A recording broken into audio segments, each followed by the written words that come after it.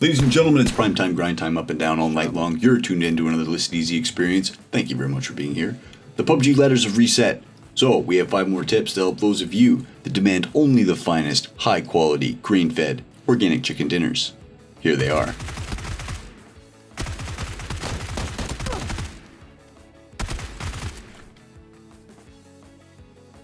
I read mixed opinions on YouTube about switching from a Tier 2 armor to a damaged Tier 3 armor. I wanted to show you guys what the differences were between getting shot wearing each type. Surprise, motherfucker! Hey man, did you know that you can get shot in the head through that window like that, bro? Starting at full life, this is what it looks like when you're shot in the head and chest wearing the different tiers of armor. Each weapon is set up with a base damage. A body shot on an unarmored character does 100% of that base damage.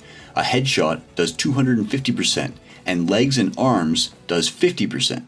Damage reduction values for each tier are 30% for Tier 1, 40% for Tier 2, and 55% reduction for Tier 3.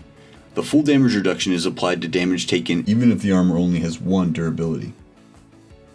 Nearly every weapon takes 1 more shot to kill someone wearing a Tier 3 over a Tier 2. In fact, if your enemy's wearing a Tier 3 vest, it's actually more efficient to shoot him in the limbs than it is to shoot him in the chest. As an example, every shotgun and only the AWM can one-shot someone wearing a Tier 3 helmet, whereas a Tier 2 helmet can be one-shot by shotguns, the AWM, the M24, the Kar98, the crossbow, and even a pan. For an extremely detailed breakdown of all the weapon damage stats, check the link in the description. If you see that a downed enemy has armor you want, make sure not to shoot them in the vest or helmet. Killing him by shooting him in the arms or legs will preserve the remainder of the durability on the vest or helmet. Obviously, when it comes to moving around the map, being objective about where you're going to stop is important. Something to consider while approaching your destination is that you may be coming into an AO that another team is already operating in. Teams are drawn to the sound of incoming vehicles and will look to outposition your approach. A good strategy is to dismount about 200 meters from wherever your target destination may be. This works really well for circle positioning, airdrops, and attacking compounds. Every vehicle is audible from a certain distance. Here are the ranges.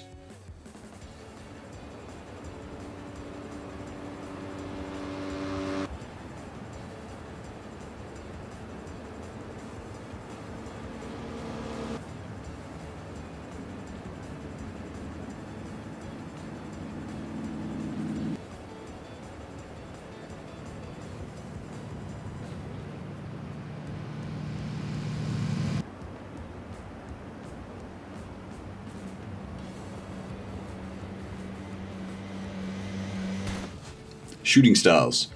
Mixing up in the battlefield is fun, and having the ability to be dynamic with your shots in different situations will keep you alive. A few tricks to toss into your game if you haven't already. Press C at timed intervals to duck shots from enemies. If you're a one-trick pony at the tree, always peeking from the same location, players are going to anticipate your peeks and make you pay. Try taking a couple quick shots from the right and switching shoulders to the left and taking a lower angle, or vice versa.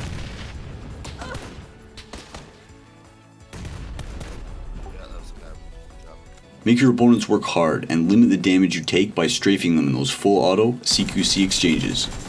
We've all found ourselves in the situation where we're on the reload and our enemy is blasting away. Strafing while spamming C on the reload can sometimes give you that extra second you need to get the mag back in and be back on target.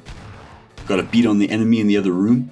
The drop shot brings heat from the floor that will surprise your enemies and impress your friends.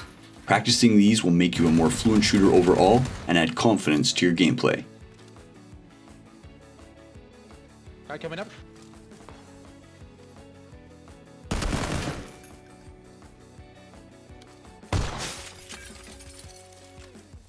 Spend the 2 minutes it takes to go through your keybind section and see what options are available.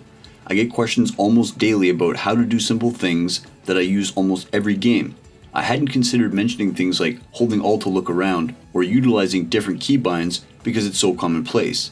Change things you see you think can be useful, like specific grenade or med keybinds. For example, I set my energy drink button to dash so I can use energy drink without opening my inventory. Another example is keybinds for vehicles, like controlling pitch and roll on a motorcycle. Or, did you know there's also an e-brake key for vehicles? Taking the time to familiarize yourself with the default keybinds and rebinding keys that are familiar to you will save you valuable time. Most of you guys probably already know, the blue zone damage multiplier works in levels. With each circle, the damage gets progressively higher. But did you know that the blue zone damage multiplier is changed when the circle collapses and the time restarts? This is good to know when using med timings to recover from the blue zone damage. Anticipating the increased collapse circle damage and stopping sooner to med can mean the difference between dying a fraction of a second away from getting a full heal off. That's it, gentlemen. I hope you guys find these tips helpful. Good luck in the new ladder season. I wish you guys all the best. As always, hit me up with your thoughts and suggestions in the comment section. Cheers. And as always, have a nice day.